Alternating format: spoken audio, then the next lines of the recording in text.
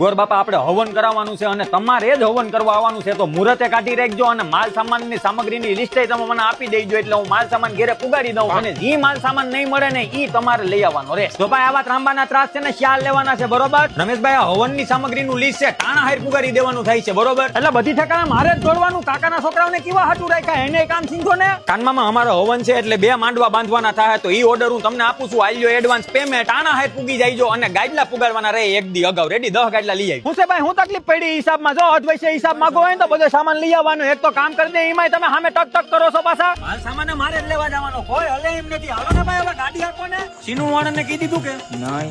અરે યાર, advance booking કરાવવું પડે બાપા, પછી તાણે ગટા કરવા કોણ આવી છે? અટાણે કઈ વાણન નથી મળતા. તાણે બધાય કાલ છે ને, બધા જૂના લુગડા પહેરજો. હવન પછી છે ને બધા પધરાવાના હતા, એટલે બાયુ ને બધી કહી દેજો, સમજાણું? એ હાલો સામાન ઉતારવા, હાલો મારે જ કરવાનું. હું બધુંય આ સીનાભાઈ યાર, તમે ફોન કરીને દી ઉપર યાર, અમારા ટકા કોણ કે હવન ને અમારે યાર.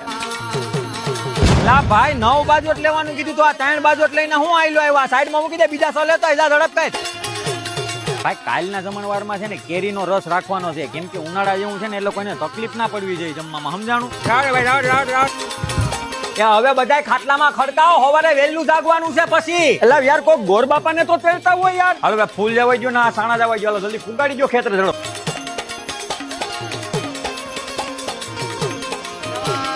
એલા છોકરા, તમે મોબાઈલ જોઉં છો, પાણી પાવ ને જાવ, ઝડપ કરો. હાલ ભાઈ જલ્દી સાપ આપતા જા બધાને. પછી બહુ મોટી ચિકન ની હતી એટલે કેરીને કેન્સલ કર્યો.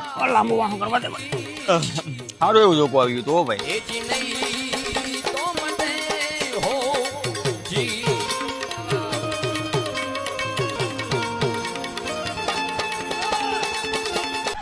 હાલો હાલો, બધી હમ નમું કરી નાખી. હાલો